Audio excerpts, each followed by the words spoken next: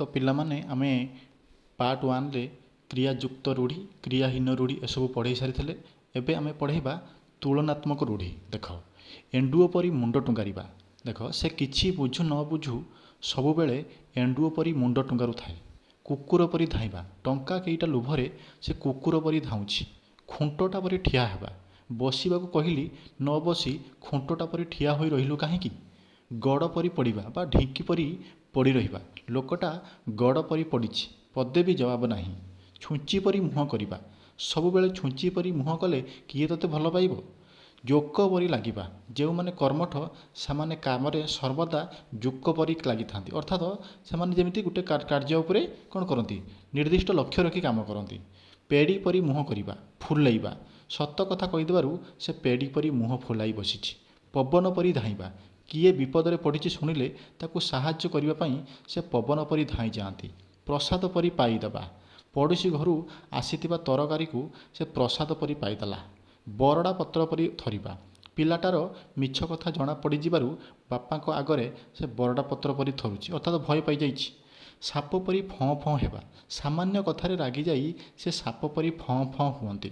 सिंह परी जुझिबा। बालक अभिमन्यु सप्तरथीଙ୍କ सहित सिंह परी जुझिथिले।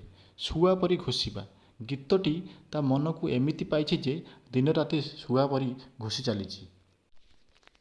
तापरे पिलामाने आमे पढ़िबा लोकवाणी। देख क नंबर वाक्य देख कखारु बड़ी उपरे पड़ी। ख नंबर कखारु चोर को मुंड काट।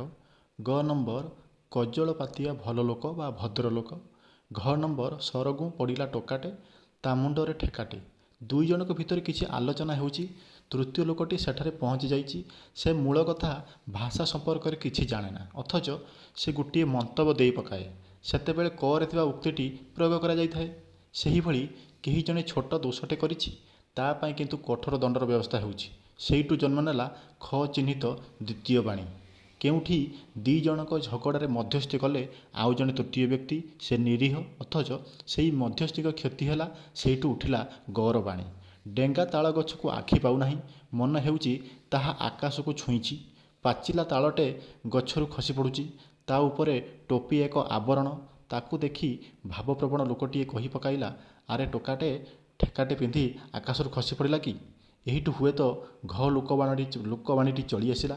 एभली कथा किए प्रथमे कहिला आमे जानुना मात्र एगुड़िक आम भाषा और चलनीर गोटे गोटे अंग। एइटु आमे मोटामोटी भावे देखिबा लोकमुखरे जुग जुग धरी चली आसुवा एवं विभिन्न परिस्थिति रे प्रयोग करा जाउथुबा विशेष उक्ति गुड़िक लोकवाणी बा लोकोक्ति।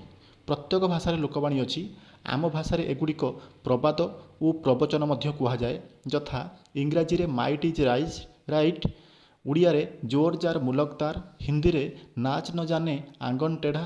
ओडिया रे चाली न जानी बाटर दोष। उड़िया भाषा रे बहु संख्यार लोकवाणी रही। तन्मध्यरु केतोटी लोकवाणी ताहा अर्थ सह एठारे आमे पढ़िबा।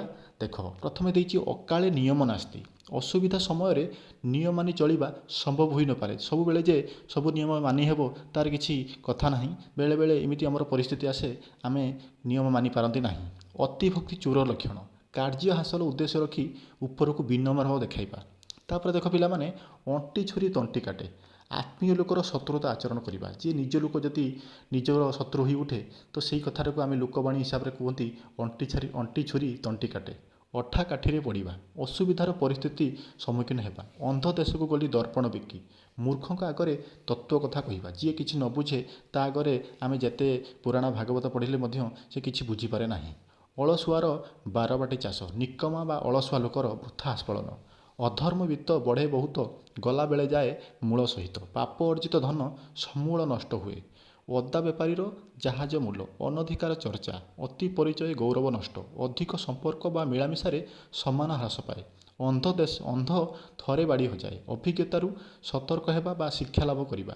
अमृत हांडी रे विष कणिकाए। सामान्य खराप अनेक को भल को नष्ट करे। आलो सखी आपना महत आपे रखी। निज समान निज हाथ में। ଆଗତ ଚଢ଼େଇକି ବେସର ବଟା। ହାତକୁ ଜିନିଷ ଆସିବା ପୂର୍ବରୁ ଉପଯୋଗ ପାଇଁ ପ୍ରସ୍ତୁତି। ବେଳେବେଳେ ଆମେ କ'ଣ କରନ୍ତି, ଆମ ହାତକୁ ଟଙ୍କା ଆସିନଥିବ କିନ୍ତୁ ଆମେ ଏଇ କାମ କରିବା ସେ କାମ କରିବା ସେଥିପାଇଁ ଯୋଜନା କରିଦିଅନ୍ତି। ତାପରେ ଆଲ୍ଲା ଦିଅନ୍ତି ତ ଛପର ଫାଡ଼ି ଦିଅନ୍ତି, ଈଶ୍ୱର ଦୟା କଲେ ଆଶା ତୀତ ଫଳ ମିଳେ। ଆକାଶ କଇଁଆ ଚିଲିକା ମାଛ। ଅସମ୍ଭବ କଥା କଳ୍ପନା କରିବା, ଯାହା ଆମ ଦ୍ୱାରା ଅସମ୍ଭବ ସେଇ କଥାକୁ ଆମେ କଳ୍ପନା କରିବା, ଯାହାକୁ କୁହନ୍ତି ଆକାଶ କଇଁଆ ଚିଲିକା ମାଛ। ଆପଣା ଶିଙ୍ଗରେ ଭୁଇଁ ତାଡ଼ିବା, ନିଜେ ସମର୍ଥ ହେବା। ଆଖୁ କିଆରିରେ ପଶିବା, କୌଣସି କାର୍ଯ୍ୟ ଉତ୍ତମ ରୂପେ ନିର୍ଣ୍ଣୟ କରି ନ ପାରିବା। ଉଡ଼ିଗଲା ଚଢ଼େଇର ପର ଗଣିବା, ଅତି ବୁଦ୍ଧିଆ ଯାହା କୁହନ୍ତି। ଉପର ଚିକଣ ଭିତରେ ପମ୍ପା, ବାହାରେ ସୌନ୍ଦର୍ଯ୍ୟ ଥାଇ ଭିତରେ ଶୂନ୍ୟତା। ଋଷି ଜଟା ଛିଣ୍ଡାଇବା, ଧୈର୍ଯ୍ୟବାନ ବ୍ୟକ୍ତି ଅତ୍ୟନ୍ତ କ୍ରୋଧ ପ୍ରକାଶ କରିବା। ଏକା ମାଘକେ ଶୀତ ଯାଏ ନାହିଁ, ଦୁର୍ଯୋଗ କେବଳ ଥରେ ଆସେ ନାହିଁ। ଏ ମନ ଖୋଜୁଥାଏ ଯାହା, କାଳ ପ୍ରାପତେ ହୁଏ ତାହା। ସମୟ ଅନୁଯାୟୀ ମନ ଅନୁସାରେ ଫଳ ମିଳିବା। ଓଟ ମୁହଁରେ ଜିରା, ଅଧିକ ଆଶା କରୁଥିବା ବ୍ୟକ୍ତିକୁ ଅଳ୍ପ ମିଳିବା। ଔଷଧ ରାଗରେ ତାଟିଆ କାମୁଡ଼ିବା, ପ୍ରକୃତ ଲୋକ ବିରୁଦ୍ଧରେ କିଛି କରି ନ ପାରି ଅନ୍ୟ ଉପରେ ରାଗିବା। କଷ୍ଟ କଲେ କୃଷ୍ଣ ମିଳେ, ସବୁ ସିଦ୍ଧିର ମୂଳ ହିଁ କଠିନ ପରିଶ୍ରମ। ସାଧନା ହିଁ ସିଦ୍ଧିର ଜନକ। କବିତୁଣ୍ଡ ମେଣ୍ଢାମୁଣ୍ଡ, ତା ଅର୍ଥ ଦୃଢ଼ ବଚନ ବା ଆଶ୍ୱାସବଚନ, ଯେଉଁଟାକି ପୁରା ସିଓର କଥାଟିଏ। କଂସାରୀ ଘରର ପାରାକୁ କୁଲା ଢାଉଁ ଢାଉଁ, ପ୍ରତିକୂଳତାରେ ଅଭ୍ୟସ୍ତ ବ୍ୟକ୍ତିକୁ ସାମାନ୍ୟ ଭୟ ଦେଖାଇବା।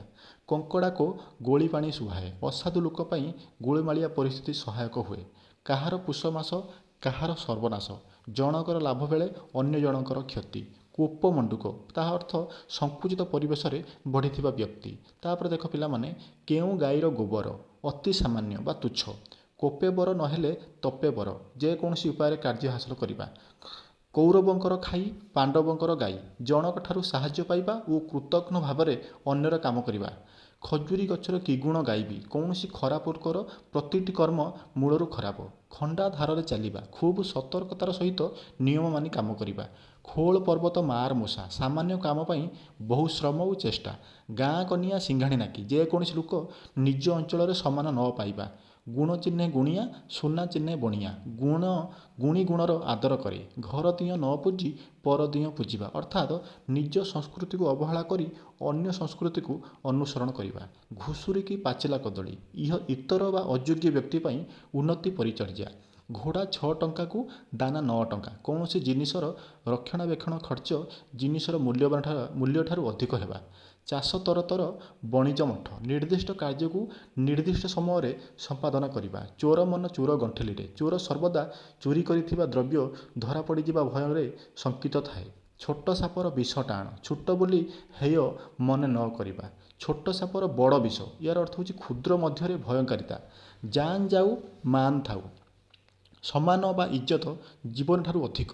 ଜୋର ଯାର ମୁଲକ ତାର, ଶକ୍ତିଶାଳୀ ହିଁ ପ୍ରଭୁତ୍ୱ ବିସ୍ତାର କରେ। ଟେକା ହାତରୁ ଖସିଲେ ଅଣବାହୁଡ଼ା, ଥରେ ଭୁଲ ହେଲେ ତାକୁ ସୁଧାରି ହୁଏ ନାହିଁ। ଡେଙ୍ଗା ମୁଣ୍ଡରେ ଠେଙ୍ଗା, ଆଗୁଆ ଲୋକ ଉପରେ ଦାୟିତ୍ୱ ଓ ବିପଦ ଥାଏ। ଢିଙ୍କେଶାଳ କଥା ନ ଜାଣି ଢେଙ୍କାନାଳ କଥା କହିବା, ଘର କଥା ନ ଜାଣି ଦୂର ଦେଶର କଥା କହିବା। ଢୁକେ ପି ଦଣ୍ଡେ ଜି, କଷ୍ଟେ ମଷ୍ଟେ ଚଳିବା। ତାପରେ ତିନି ତୁଣ୍ଡରେ ଛେଳି କୁକୁର, ମିଛ କଥା ଅନେକଙ୍କ ଦ୍ୱାରା ବାରମ୍ବାର ପ୍ରକାଶିତ ହେଲେ ସତ୍ୟ ପରି ପ୍ରତୀତ ହୁଏ। ତୁଣ୍ଡ ବାଇଦ ସହସ୍ର କୋଶ, ଲୋକମୁଖରେ କଥା ବହୁ ଦୂର ପ୍ରସାରି ଯାଏ। ତୁ ଯେତେ ମାଠିବୁ ମାଠ, ମୁଁ ସେଇ ଦରପୋଡ଼ା କାଠ। ସ୍ୱଭାବ ସହଜରେ ବଦଳେ ନାହିଁ। ତୁଳସୀ ଦୁଇ ପତ୍ରରୁ ବାସେ, ବିଛୁଆତି ଦୁଇ ପତ୍ରରୁ କୁଣ୍ଡାଇ ହୁଏ। ପ୍ରକୃତ ଗୁଣ ପ୍ରାଥମିକ ସ୍ତରରୁ ହିଁ ଜଣାପଡ଼ିଥାଏ। ତେଲିଆ ମୁଣ୍ଡରେ ତେଲ, ଦରିଦ୍ରକୁ ସାହାଯ୍ୟ ନ କରି ସ୍ୱଚ୍ଛଳ ବ୍ୟକ୍ତିକୁ ସାହାଯ୍ୟ କରିବା। ଦୈବ ଦୌଡ଼ି ମଣିଷ ଗାଇ, ଯେଣିକି ଟାଣଇ ତେଣିକି ଯାଇ। ବିଧି ନିର୍ଦ୍ଦେଶରେ ମଣିଷ ପରିଚାଳିତ। ତାପରେ ଦେଖ ପିଲାମାନେ, ଦେଶକେ ଫାଙ୍କ ନଈକେ ବାଙ୍କ, ଭିନ୍ନ ସ୍ଥାନରେ ଭିନ୍ନ ଚଳନି ବା ପ୍ରଥା। ଧରାକୁ ସରା ମଣିବା, ଅତି ଗର୍ବ ଭାବ ପ୍ରଦର୍ଶନ କରିବା।